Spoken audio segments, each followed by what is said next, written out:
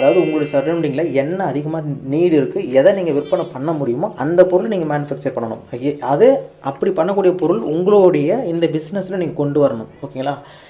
இப்போது எக்ஸாம்பிளுக்கு நான் சொல்கிறேன். இப்போ நீங்கள் ஆடு வளர்க்குறீங்க அப்படின்னா உங்கள் சரௌண்டிங்கில் ஆடு சேல் பண்ண போகிறீங்க. ஆடு உங்களுடைய ப்ராடக்ட்டு. அப்படி ஆடு உங்களுடைய ப்ராடக்ட்டை சேல் பண்ண போகிறீங்க. அப்படி சேல் பண்ண போகிறீங்கன்னா உங்களுடைய சரௌண்டிங்கில் என்ன ப்ராடக்ட் மூவ் ஆகுது, எந்த ஆடு மூவ் ஆகுது, இதை நீங்கள் ஃபைண்ட் அவுட் பண்ணணும். அந்த ப்ரீடை தான் நீங்கள் வந்துட்டு வளர்க்கணும். அந்த ப்ரீடோட மீட்டு தான் உங்களுக்கு வந்துட்டு சேல் ஆகும். அந்த ப்ரீடை வளர்த்தா மட்டும் தான் நீங்கள் சேல் பண்ண முடியும். சேல் பண்ணால் தான் உங்களுக்கு சேல்ஸ் வரும், ரெவென்யூ வரும். ஓகேங்களா? இது ஃபஸ்ட்டு பாயிண்ட்டு. அப்படியே எக்ஸாம்பிள் டு த மாடுக்கு நீங்கள் சேல் பண்ணுறீங்க அப்படின்னா, ஒரு மில்க்கு நீங்கள் சேல் பண்ணுறீங்கன்னா உங்களுடைய சரௌண்டிங்கில் எந்த மாதிரி மில்க் கன்சியூம் பண்ணுறாங்க, எந்த மாதிரி கஸ்டமர்ஸ் இருக்காங்க, அவங்க யார்கிட்ட மில்க்கு கன்சியூம் பண்ணிட்டு அவங்ககிட்ட டேரெக்டாக சேல் பண்ண முடியுமா, அப்படி டேரெக்டாக சேல் பண்ணால் வந்துட்டு நம்மளுக்கு ப்ராஃபிட்டபுளாக இருக்குமா, இதெல்லாம் அனலைஸ் பண்ணிவிட்டு நீங்கள் டைரி ஃபார்ம் அப்படிங்கிறத ஸ்டார்ட் பண்ணலாம். ஸோ ஆக மொத்தத்தில் நீங்கள் பண்ணக்கூடிய இந்த பிஸ்னஸ் அப்படிங்கிறது ஒரு பிஸ்னஸோட கண்ணோட்டத்தில் நீங்கள்